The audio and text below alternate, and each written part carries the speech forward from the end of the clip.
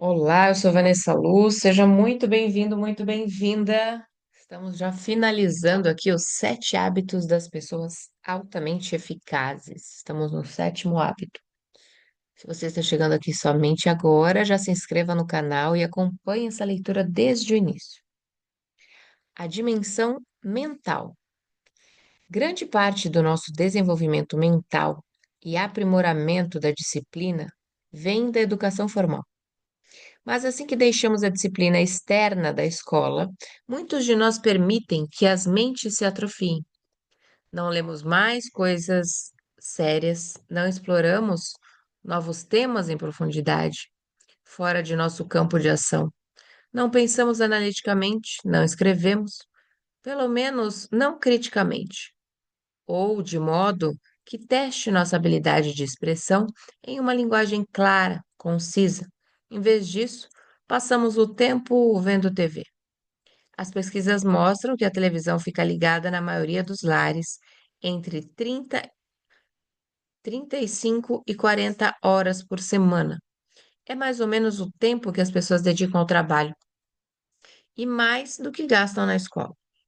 E somos submetidos a todos os valores transmitidos por ela enquanto assistimos à programação. Eles podem nos influenciar poderosamente de formas sutis e imperceptíveis. A sabedoria para assistir à TV requer a administração pessoal eficaz do hábito 3, que nos permite discriminar e selecionar as informações e os programas elevados e divertidos que melhor servem para expressar nossos propósitos e valores. Em nossa família, limitamos a TV a cerca de 7 horas semanais, uma média de 1 hora diária. Tivemos uma reunião familiar na qual conversamos sobre isso e estudamos as informações sobre o que acontece nos lares por causa da televisão. Descobrimos que, ao discutirmos a questão como uma família, onde ninguém estava na defensiva ou teimando, as pessoas começaram a reconhecer o vício doentio de depender de novelas ou de assistir diariamente a determinado programa.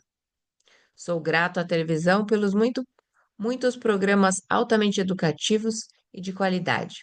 Eles enriquecem nossas vidas e contribuem significativamente para nossas metas e propósitos. Mas há muitos que são simplesmente uma perda de tempo e outros tantos que nos influenciam de forma negativa. Assim como o corpo, a televisão é um bom servo de um senhor fraco. Precisamos praticar o hábito 3 e administrar nossa vida pessoal de forma eficaz para maximizar o uso de todos os recursos para completar nossa missão. A educação permanente, que amplie e abra continuamente as perspectivas, é uma renovação mental vital. Muitas vezes ela inclui a disciplina externa da sala de aula ou dos programas de estudos sistemáticos, mas normalmente não para aí. As pessoas proativas podem encontrar muitas maneiras de aprimorar sua educação. É extremamente valioso treinar a mente para se distanciar e observar seu próprio programa. Isso, para mim, é a definição de uma educação liberal, a capacidade para examinar os programas de vida em comparação a questões, propósitos e outros paradigmas. O treinamento sem esta educação estreita e limita a mente, de modo que os pressupostos subjacentes ao treinamento nunca sejam examinados. Por isso é tão valioso ler bastante e expor sua mente às mentes geniais. Não existe melhor maneira de instruir e expandir sua mente de modo sistemático do que o hábito de ler boa literatura. Esta é mais uma atividade quadrante 2 de alto nível. Você pode entrar em contato com as mentes mais aguçadas que existem hoje, ou que já passaram pela face da Terra. Recomendo que se inicie com o objetivo de ler um livro por mês, depois, um a cada 2 semanas, depois, um por semana. A pessoa que não lê não está em melhor condição do que a pessoa que não sabe ler. Literatura de qualidade como as grandes obras, os clássicos, autobiografias, a National Geographic e outras publicações que expandem nossos conhecimentos culturais, bem como a literatura atualizada dos diversos campos do conhecimento, podem expandir seus paradigmas e afinar o instrumento, que é a mente. Particularmente se praticarmos o hábito 5 enquanto lemos, procurando primeiro compreender. Se usamos nossa autobiografia para fazer julgamentos antes de realmente entender o que o autor tem a dizer, limitamos os benefícios da experiência da leitura. Escrever é outro modo poderoso de afinar o instrumento mental. Manter um diário de seus próprios pensamentos, experiências, descobertas e coisas aprendidas estimulam a clareza mental, a exatidão e a contextualização. Escrever boas cartas, comunicar-se no nível profundo dos pensamentos, sentimentos e ideias, em vez de ficar no superficial, nos eventos, também afeta positivamente nossa capacidade de pensar com clareza, de raciocinar com precisão e de compreender com eficácia. Organizar, organizar e planejar também espelham formas de renovação mental associadas com os hábitos 2 e 3. Significam começar com o objetivo em mente, com o objetivo na mente, e organizar a vida para atingir esse objetivo. É exercer o poder de visualização e de imaginação da mente para ver do começo ao fim e ter uma noção de todo o percurso, ou pelo menos de seus princípios, se não de seus passos. Dizem que as guerras são vencidas na barraca do general. Afinar o instrumento nas três dimensões iniciais, a física, a espiritual e a mental, é uma prática chamada de vitória interna diária. E recomendo a todos a prática simples de despender 1 hora por dia fazendo isso diariamente. 1 hora por dia, o resto da vida. Não existe outra maneira tão boa de gastar esta hora, em comparação com a vitória interna diária, em termos de valor e resultados. Ela vai afetar cada decisão, cada relacionamento. Aumentará muito a qualidade, a eficácia de todas as outras horas do dia, inclusive a profundidade e eficácia do sono. Construirá a força mental, física e espiritual a longo prazo, o que lhe permitirá enfrentar os difíceis desafios da vida. Nas palavras de Phillips Brooks, algum dia, nos anos que virão, você estará lutando com a grande tentação ou tremendo em função da grande dor de sua vida. Mas a luta real é aqui e agora. Agora se dedi Agora se decide-se no dia de sua dor ou tentação suprema, você falhará vergonhosamente ou triunfará com glória. O caráter só pode ser forjado por meio de um processo longo, contínuo. A dimensão social emocional. Enquanto as dimensões física, espiritual e mental estão estreitamente ligadas aos hábitos 1, 2 e 3, centrados nos princípios da visão, liderança e administração pessoal, a dimensão social emocional se focaliza nos hábitos 4, 5 e 6, centrado nos princípios da liderança interpessoal, comunicação empática e cooperação criativa. A dimensão social e a dimensão emocional de nossas vidas estão vinculadas porque a nossa vida emocional é principal, mas não exclusivamente desenvolvida no relacionamento com os outros e através dele se manifesta.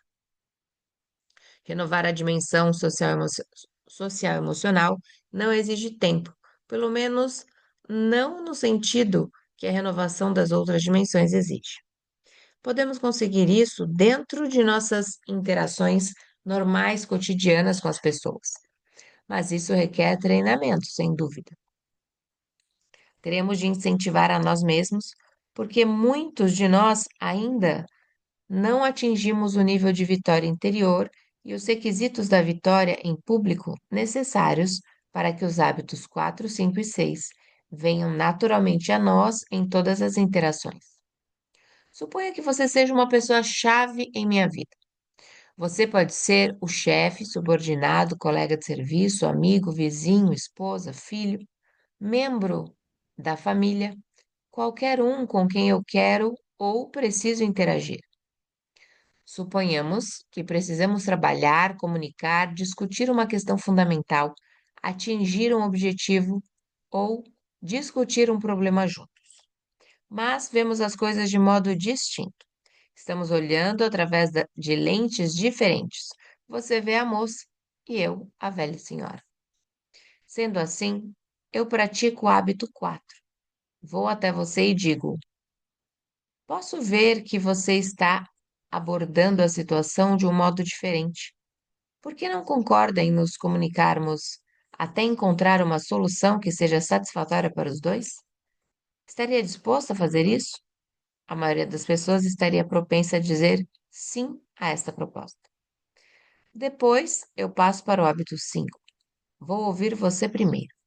Em vez de ouvir com a intenção e responder, eu ouço empaticamente, para que a pessoa, para que possa compreender seu paradigma em profundidade. Quando eu puder explicar seu ponto de vista tão bem quanto você mesmo, aí eu me concentro em mostrar meus pontos de vista para você, de forma que possa compreendê-los também. Baseados no compromisso de buscar uma solução mutuamente satisfatória, bem como uma compreensão profunda dos pontos de vista do outro, passamos para o hábito 6. Trabalhamos juntos para produzir uma terceira alternativa, soluções para nossas diferenças, que reconhecemos como melhores do que qualquer das propostas anteriores feitas por um de nós isoladamente. O sucesso nos hábitos 4, 5 e 6 não é uma questão prioritária de intelecto, e é muito mais uma questão de emoção. Está profundamente ligada a nosso senso de segurança pessoal. Se nossa segurança pessoal deriva de fontes interiores, então temos a força para praticar os hábitos da vitória em público. Se formos inseguros emocionalmente, apesar de termos avançado bastante intelectualmente, praticar os hábitos 4, 5 e 6 com pessoas que pensam de modo diferente em questões importantes da vida pode ser terrivelmente ameaçador.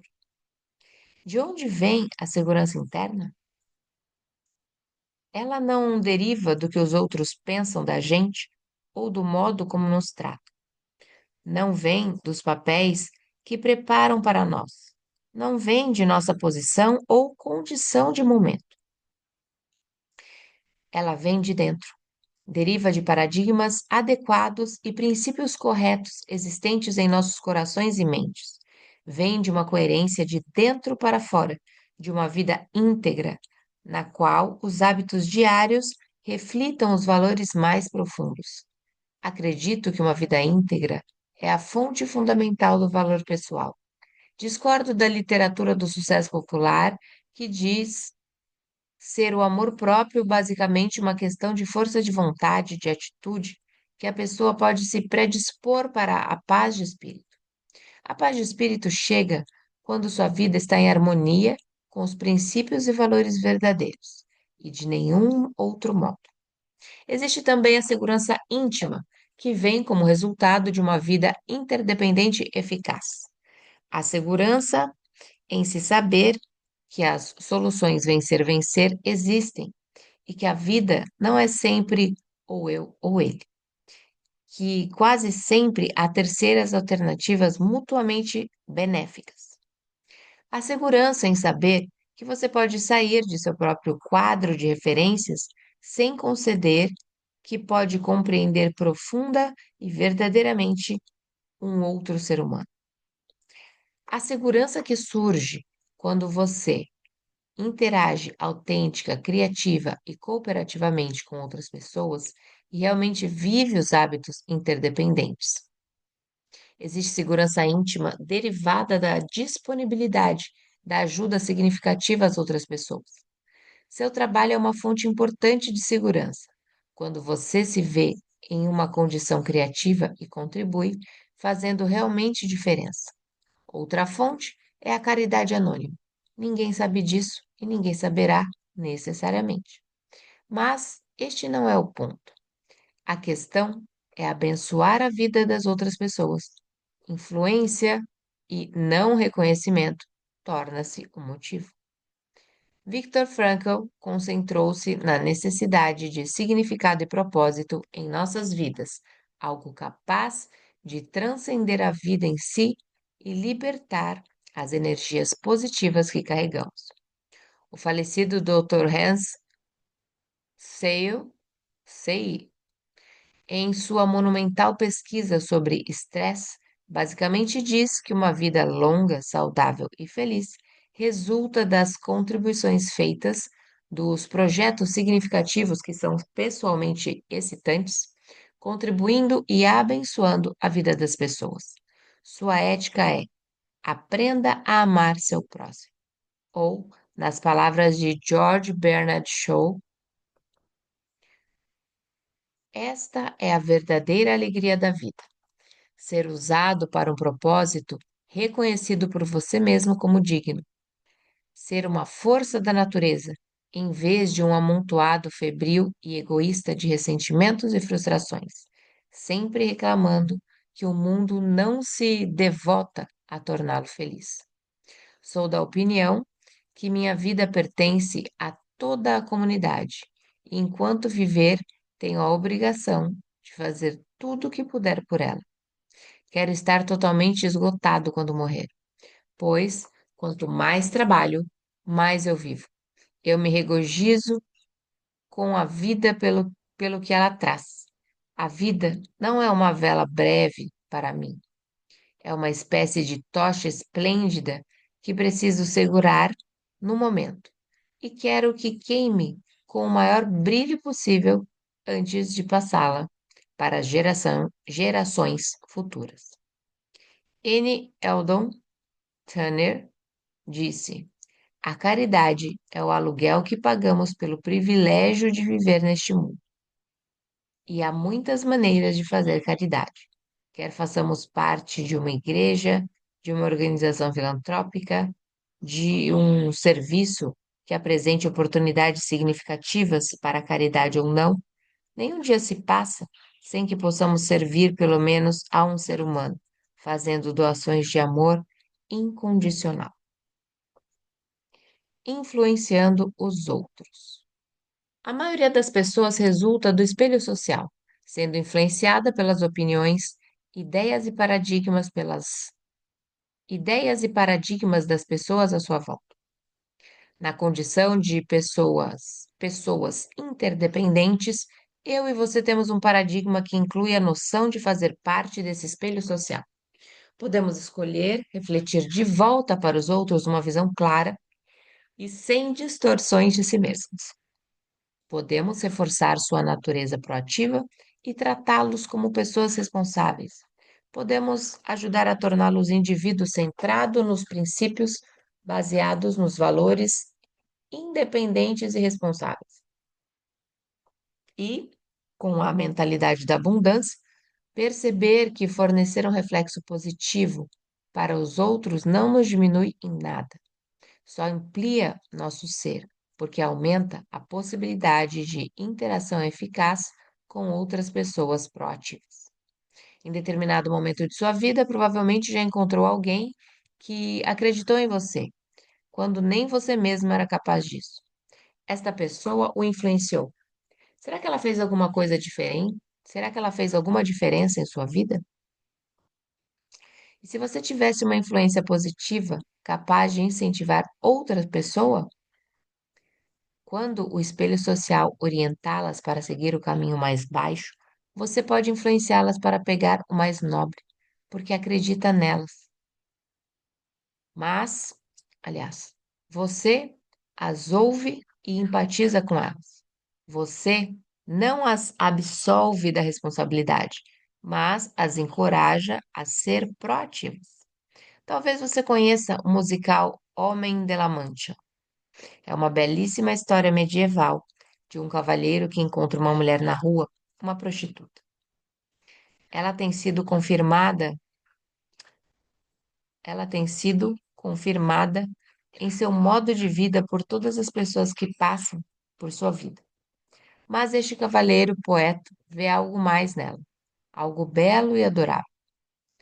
Ele também vê sua virtude e insiste nela, mais e mais. Ele dá a ela um novo nome, Dulcinea, um novo nome associado a um novo paradigma. No início, ela o recusa ela o recusa peremptoriamente. Seus antigos papéis são mais fortes. Ela despreza, pois não passava de um sonhador maluco, mas ele persiste. Faz continuamente depósitos de amor incondicional e isso gradualmente penetra na mente dela. Atinge sua verdadeira natureza, seu potencial, e ela começa a reagir. Pouco a pouco, ela começa a mudar o seu estilo de vida. Ela acredita nisso e age a partir de seu novo paradigma para a surpresa inicial de todos os outros de sua vida. Mais tarde, quando ela começa a voltar ao seu antigo paradigma, ele a visita em seu leito de morte e entoa uma canção belíssima, The Impossible Dream.